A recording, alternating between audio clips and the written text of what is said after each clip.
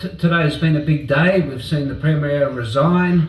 What that means for the future is not entirely clear. Is this the first of a series of dominoes to fall, or is it unrelated because it's about a corruption inquiry and unrelated to the whole issue of lockdowns and freedoms? Clive Palmer, of course, connected the two, and maybe there's real substance to that, but time will tell. Believe it or not, I didn't even know there was a protest happening today. I'm embarrassed by that. It was great that it happened, and evidently, even without a lot of publicity, I'm told it was 700 people there or something like that. I'm told the media is reporting about 1/10 of that number, which is sadly typical of the way our media is dealing with these matters. Yes, it's encouraging. Yes, we've seen people in Melbourne standing up and making their voices heard, but Sydney, I think we've been quelled quite effectively by the strong arm of the police force, and I can understand why people cower away from standing up to the police when it's going to cost them their livelihood, let alone what we've seen of the violence that's been taking place, which is just sickening and just something I think we never would have anticipated, not in this country.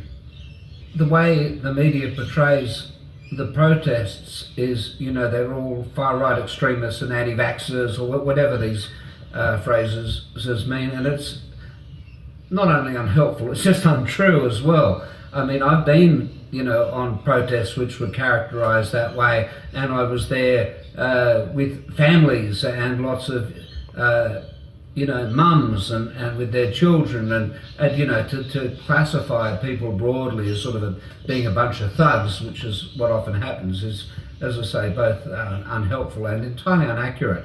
I commend people for continuing to have the courage to stand up for what they believe in, for standing up for their belief in their right to protest, in standing up for their basic freedoms. Freedom of movement, freedom of association, freedom to be able to speak what they think.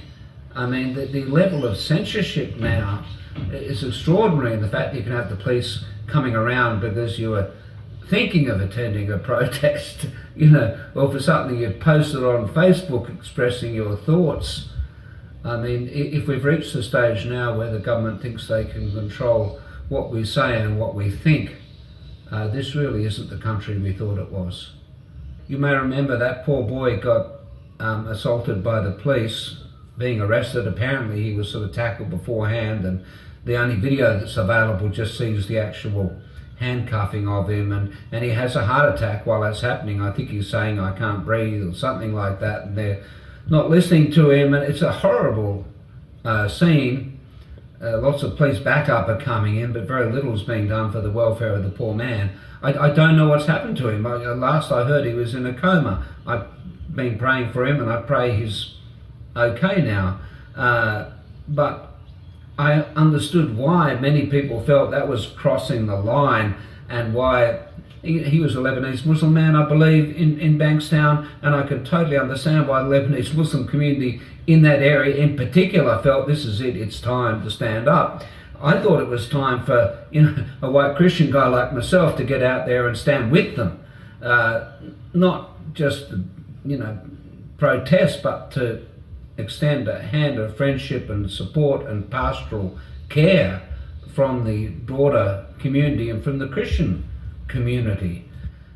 We were stopped by the police before we got there. There were police everywhere in great big black four-wheel drives hovering about, and sure enough we got halfway down the street and one pulled out in front of us, and police leapt out to address the threat of us going to pray.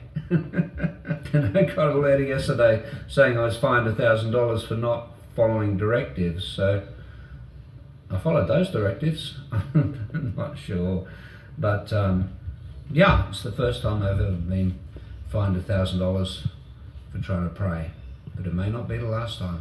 As I say, we're still deeply divided, and there are a lot of people who are still buying in to the party line. For instance, that unvaccinated people present an enormous threat to the rest of the community, which I can't even comprehend. If anyone's at risk, it's the unvaccinated. Surely from the vaccinated we can all carry this virus, you know. Yeah, look, there is a real irony to the fact that the vaccine mandates are hitting frontline workers and people like paramedics and teachers in a way they're not hitting politicians.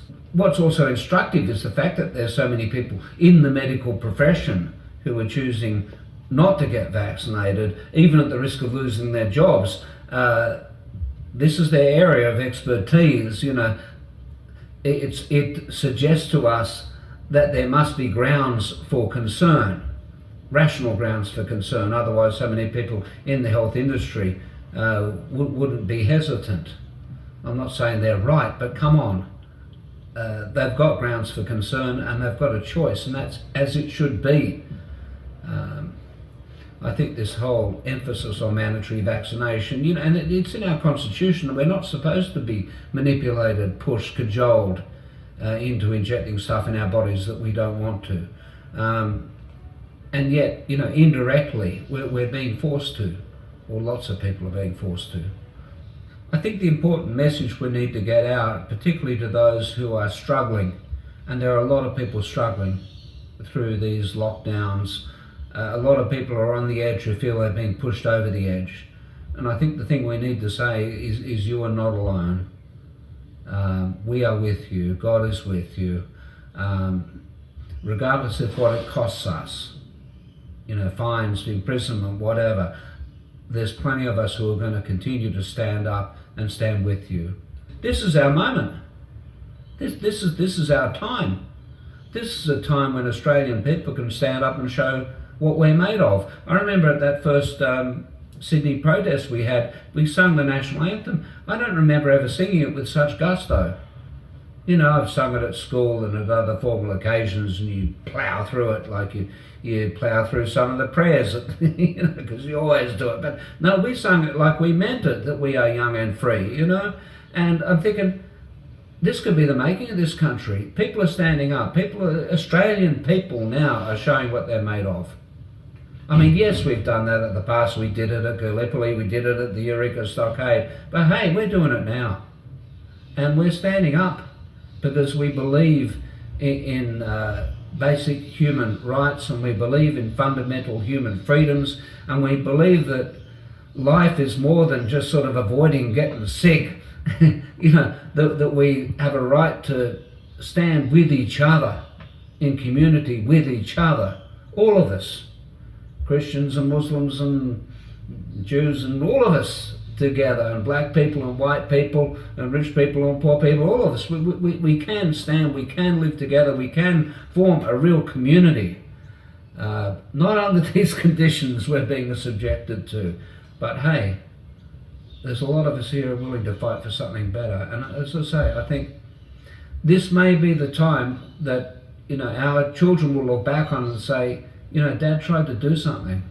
Dad stood up. You know, Mum and Dad, they didn't just lie down and let it happen. And they'll look back and they'll be proud of what we did, and proud to call themselves Australian. Fear is what, you know, Hermann Goering, I think it was, who said, you know, this is how you start a war.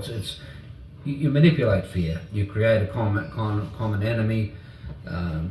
It seems that the government lately has been making the unvaccinated the enemy, which is disastrous in terms of widening this divide between people. I think, you know, the scripture says perfect love casts out all fear, and we need to move beyond fear if we're going to move forward. You know, I want to think, if I'm going down, I'm going down standing up. I want to live till I die, you know, a real life. Not one confined in a little box, a little sterile box somewhere.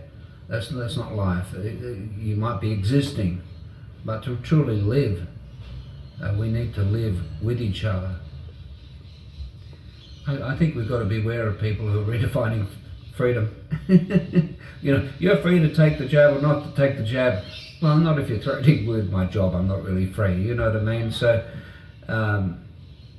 we know what freedom is.